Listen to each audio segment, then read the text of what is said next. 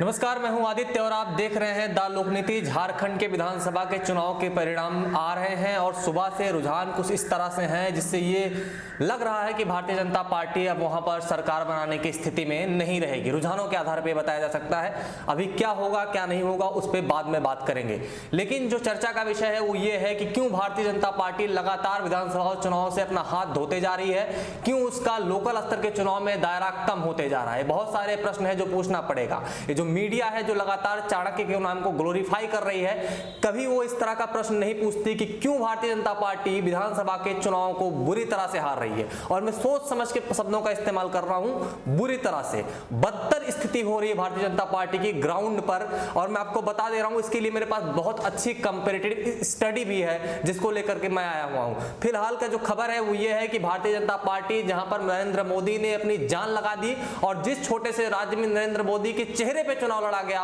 वो चुनाव भारतीय जनता पार्टी हार रही है।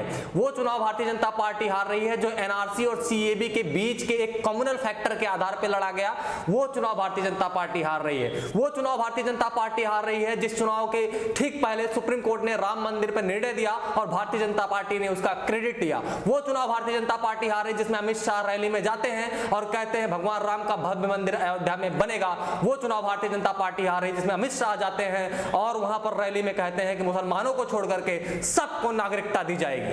ये बहुत बड़ा क्वेश्चन है जिसको पूछना चाहिए और एड्रेस करना चाहिए। और ये पहला चुनाव नहीं है जो भारतीय जनता पार्टी हार रही है, ये 5वां चुनाव लगातार है जो भारतीय जनता पार्टी बुरी तरह से हार रही है। लोकसभा चुनाव के ठीक पहले 3 चुनाव और उसके बाद लोकसभा चुनाव के बाद 2 चुनाव, कुल मिलाकर 5 चुनाव भारतीय जनता पार्टी हार गई।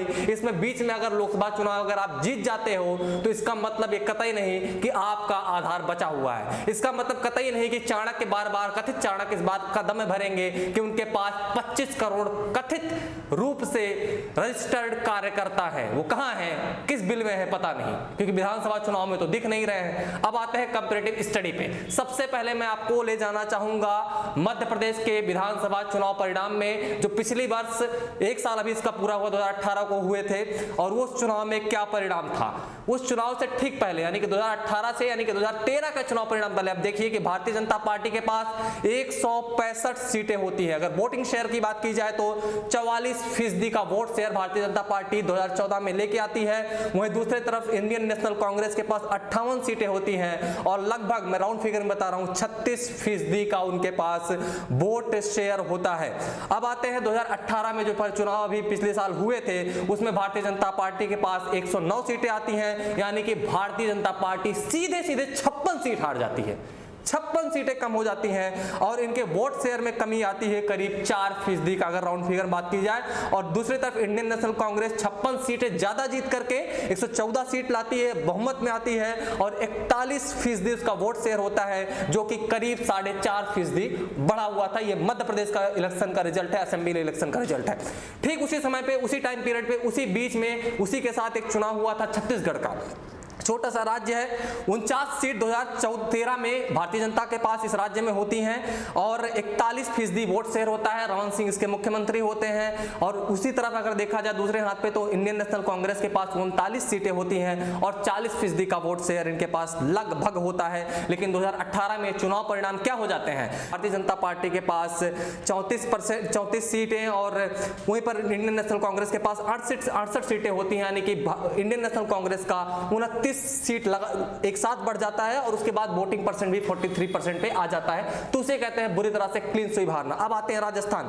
भारतीय जनता पार्टी वहां पर 2014 में जो परफॉर्मेंस देती है उस पर नजर डाल लीजिए। वसुंधरा राजे चीफ मिनिस्टर के चेहरे के तौर पर प्रोजेक्ट की जाती है, चुनाव लड़ा जाता है और भारतीय जनता पार्टी का उम्दा प्रदर्शन सामने आता है। 163 सीटें जीतती है, 45% का वोट शेयर इसके पास होता है। लेकिन इंडियन नेशनल कांग्रेस के पास 21 सीटें होती हैं, 33% का वोट शेयर इनके पास होता है। लेकिन 2018 में चुनाव परिणाम बदल जाते हैं। कैसे बदल जाते हैं, 73 सीटें मात्र जीतती है भारतीय जनता पार्टी, 90 सीटें कम होती हैं। इसलिए मैं कह रहा था बुरी तरह से हार रही है। 90 सीटें कम होती हैं, जहां पर अगर वोट शेयरिंग की बात की जाए तो इनके पास जो वोट शेयर होता है 39% हो जाता है, जो कि 6% कम होता है पिछले चुनाव की तुलना में। वहीं पर अगर कांग्रेस की बात की जाए तो 100 सीटें जीतती है, सीधा 79 सीटें बढ़ती हैं और 39% वोट शेयर होता है, जो कि 7% बढ़ा हुआ रहता है 2018 में। ये परिणाम है विधानसभा चुनाव के। अब पोस्ट लोकसभा इलेक्शन पे अगर गौर करें तो उस पे देखते हैं महाराष्ट्र सबसे पहले आता है, जो भी रिसेंटली चुनाव हुआ, इतना बड़ा नाटक हुआ।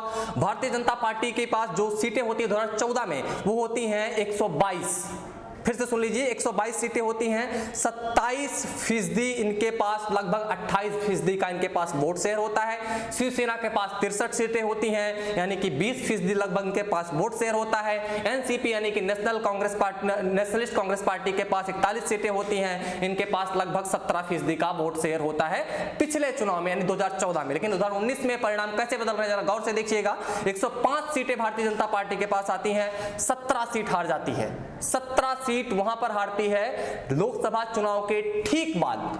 303 सीटें जीतने के ठीक बाद वहां पर 17 सीटें हार रही है और वोटिंग परसेंटेज भी कम होकर के लगभग 3% गिर जाता है, वोट शेयर में भी कमी आती है। शिवसेना के पास 56 सीटें होती हैं और इसका भी वोट शेयर गिरता है और सीट भी गिरती है, 7 सीटें गिरती हैं, वोट शेयर भी जो है 3% के आसपास गिरता है।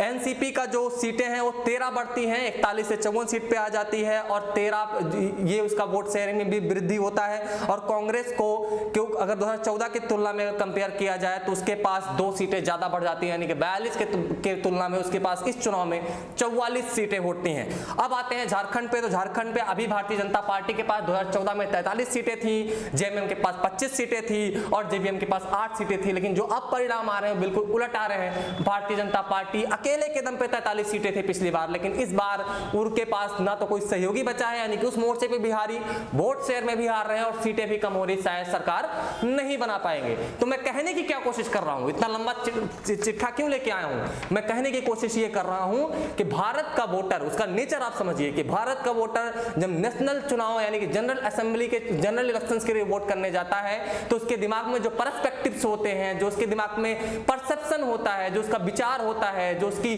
सोच होती है, वो नेशनल मुद्दों पे होती है या इंटरनेशनल पर्सपेक्टिव में सोचता है। अब अगर वोटर इस तरह से सोच रहा है और उस सोच में उसको पुलवामा और बालाकोट के बाद एक नेशनलिज्म का बड़ा सा झुंझुना थमा दिया जाए और उसको गोदी मीडिया लगातार प्रमोट करने लग जाए, जो विकास के मुद्दे हैं, जो काम की बातें उसको दरकिनार कर दिया जाए, जीएसटी और डिमोनेटाइजेशन के साइड इफेक्ट को छोड़ दिया जाए, तो बताइए 303 सीटें कौन सी बहुत बड़ी बात है? नहीं बड़ी बात हो सकती। लेकिन असल बात क्या है कि भारतीय जनता पार्टी जो लोकल इलेक्शंस होते हैं उसका वोटिंग का पर्सपेक्टिव क्या होता है, उसके लिए भारत का वोटर कैसे सोचता है, वो लोकल मुद्दों को एड्रेस करता है। और जब लोकल मुद्दे पर भारतीय जनता पार्टी की बात आती है तो वहां पर हार रही है, यानी कि लोकल मुद्दों के लिए भारतीय जनता पार्टी को भारत का वोटर पसंद नहीं कर रहा है। यह बात को मानना पड़ेगा। ये इस तरह का मीडिया ट्रायल चलाकर चुनाव जीत लेना नहीं होता है और मीडिया ट्रायल के बेसिस पे चुनाव जीतने को चाणक्य नहीं कहा जाता है। ये रिजल्ट है। अगर आप बेरोजगारी, स्वास्थ्य, शिक्षा और जो वित्तीय स्थिति है भारत की उसको एड्रेस नहीं करेंगे, किसानों की, महिलाओं की स्थिति एड्रेस नहीं करेंगे, महिला सुरक्षा को एड्रेस नहीं करेंगे, लगातार कम्युनल होने की कोशिश करेंगे, तो ये शायद नेशनल चुनाव में यानी कि जनरल इलेक्शंस के चुनाव में चल जाए, लेकिन विधानसभा के चुनाव में नहीं चलता। बॉस अमित शाह इसी तरह के तमाम रिसर्च के लिए और बेबाक पत्रकारिता के लिए द लोक नीति के साथ बने रहें। अगले वीडियो का इंतजार करें। शाम को विवेक पांडे आपको बताएंगे कि झारखंड का चुनाव असल में भारतीय जनता पार्टी क्यों हारी है, वो सब कुछ विवेक पांडे आपको बताएंगे। मैं उनकी तरफ से आपसे वादा करता हूं। उस वीडियो के लिए आपको बेल आइकन पे क्लिक करना होगा, चैनल को सब्सक्राइब करना होगा। बने रहिए द लोक नीति के साथ। धन्यवाद।